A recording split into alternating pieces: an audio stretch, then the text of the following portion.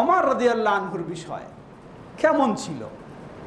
ওমর রাদিয়াল্লাহু আনহু তার কাছে তিনি যখন খলিফা ঘরে বসে আছেন, হঠাৎ একজন সাহাবী আসলেন, আবু মুসা আল আশআরী রাদিয়াল্লাহু আনহু।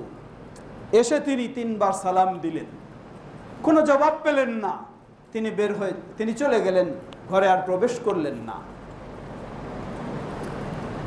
ওমর রাদিয়াল্লাহু আনহু বুঝলেন সে চলে গেল, বের হলেন, বের হয়ে ডাকলেন, হে আবু মুসা, কেন তুমি চলে যাচ্ছ?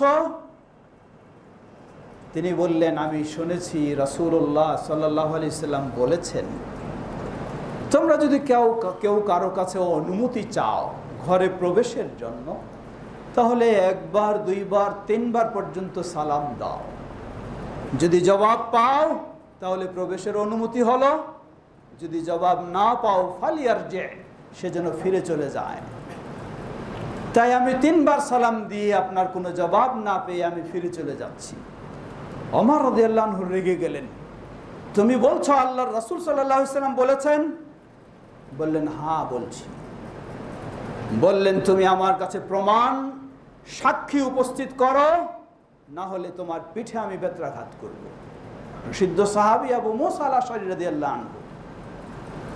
আবু মুসা আশআরী রাদিয়াল্লাহু আনহু তিনি একাই শুধু রাসূল সাল্লাল্লাহু আলাইহি ওয়াসাল্লামের কাছে শোনেননি, তিনি জানতেন যে আরো অমুক অমুক এই হাদিসটি জানেন। তিনি বললেন, ঠিক আছে, আমাকে সুযোগ দিন, আমি সাক্ষী উপস্থিত করছি। বের হয়ে গেলেন, গিয়ে দেখলেন কয়েকজন সাহাবী তারা বসে আছেন। তাদেরকে বললেন, আমি এই কথা আল্লাহ রাসূল সাল্লাল্লাহু আলাইহি ওয়াসাল্লামের কাছে শুনেছি, আপনারা কেউ জানেন এটা শুনেছেন? সেখানে অনেকজন ছিলেন, তারা বললেন, হ্যাঁ আমরা শুনেছি। আবু সাঈদ খুদরি রাদিয়াল্লাহু আনহু এবং আরও কেউ বললেন, ঠিক আছে, আমাকে সাক্ষী হিসাবে আপনারা আমার সাথে চলুন। ওমর রাদিয়াল্লাহু আনহুর কাছে সাক্ষ্য প্রমাণ করলেন। ওমর রাদিয়াল্লাহু আনহু বললেন, হে আবু মুসা, জেনে রাখো আমি তোমাকে কখনো মিথ্যা বলছি না। আমি শুধু এতটুকু নিশ্চিত হতে চাই যে সত্যিই রাসূলুল্লাহ সাল্লাল্লাহু আলাইহি সাল্লাম বলেছেন কিনা। যখন জানলাম, বুঝলাম তুমি সাক্ষী সহ উপস্থিত হয়েছ, আমার আর কোনো সেখানে সন্দেহ নেই, আমি এটি মেনে নিলাম। সুবহানাল্লাহ। এনে কয়েকটি দিক। প্রথম দিক, ওমর রাদিয়াল্লাহু আনহুর মতো ব্যক্তি, তারও কিছু অজানা থাকতে পারে, অসম্ভব নয়, এই হাদিসটি তখনও তার জানা ছিল না।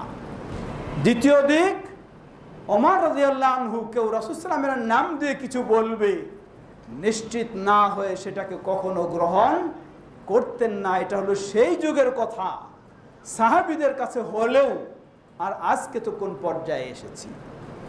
তৃতীয় দিক, রাসূল সাল্লাল্লাহু আলাইহি ওয়াসাল্লামের নামে কেউ কোনো মিথ্যা বলুক, ওমর রাদিয়াল্লাহু আনহু যখন সত্যি ভালোবাসেন, কখনো রাসূল সাল্লামের নামে কেউ মিথ্যা বলবে এটিকে কখনো তিনি মেনে নিতে পারেন না। যার ফলে তিনি তাকে শাসালেন যে যদি সাক্ষী উপস্থিত না করতে পারো তোমার পিঠে আমি বেত্রাঘাত করব।